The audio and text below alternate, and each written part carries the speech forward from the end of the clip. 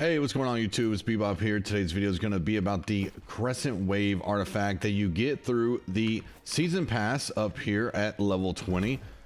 Now, when you go to 20, you will see the Crescent Wave, and it comes with Crescent Wave. While above 50% health, heavy attacks cast a projectile forward, dealing 150% weapon damage. However, melee attacks damage is reduced by 50%. Each wave costs 20 mana. Comes with Thwarting Strikes, 7% damage while you have active grit. And as you know, when you're getting ready to do the heavy swings with the greatsword, you have grit, so that will help. And then Sundering Stacks, we all know what that is. We also have Parallax, 12% base damage to targets further than 10 meters away. Works on both weapons. So that is really good. I paired it up here with the bow. And I ran the Hive last night. Now I am in a medium equip load, and I wanted to try out the Azoth Conductors. Now the Azoth Conductors, if in a medium equip load weight, deal 15% more elemental damage. So will this help add damage with also protection? Now, of course, my stats are gonna be a little bit weird here, right? So normally we're used to the greatsword having either 350 dex or split stacks here with strength. So 350 dex, the rest strength, or split stack with strength and dex 25 int. But since you want to keep your mana up here with intelligence, you also have 10% damage to elemental damage. You also have 10% base damage to light and heavy elemental attacks. And so that's going to help you do some more damage here, scaling with the 200.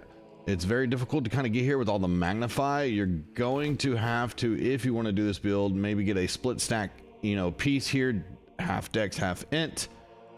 And also, you're going to have to kind of manage your magnify. With the amulet, I went with a old school intelligence Ami. That's really all I have. The new ones are all magnified. Now you can go to the pool down there in CK and craft you one jewelry piece per week. It's random. Maybe you can get your int stat that way to be on a really good amulet. Chances are pretty low, but you can try it.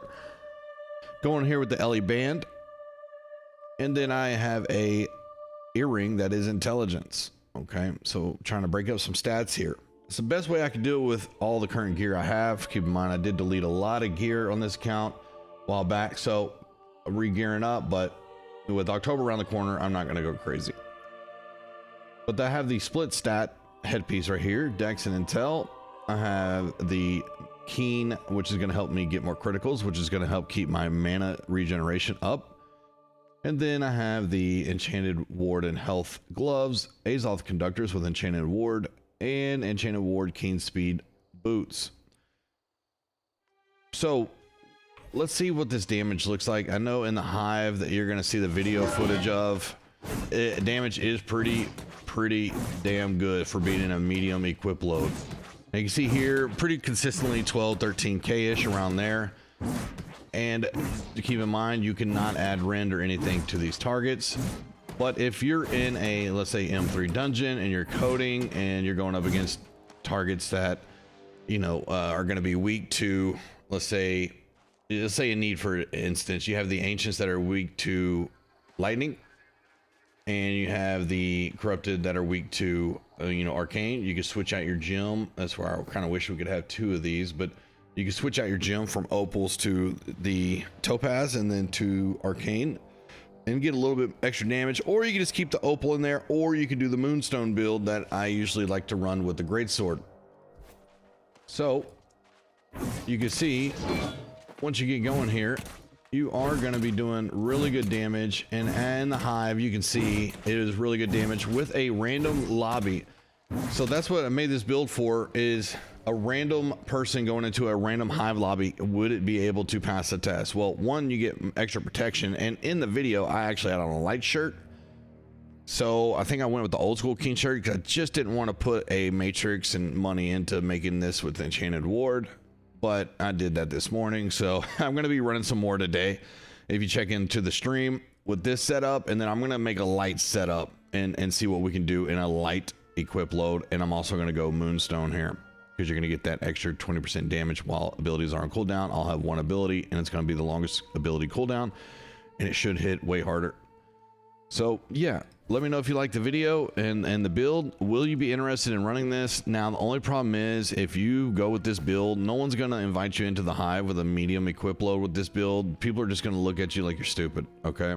So you're going to probably have to create your own group or maybe get in with a friend or company. And then until people kind of don't run that heart rune, until people kind of get used to maybe, you know, medium equip loads being able to do a little bit of damage plus add protection. You know, people are just really against those because usually it's the noobs that are going to be running medium equip loads because they're worried about damage mitigation.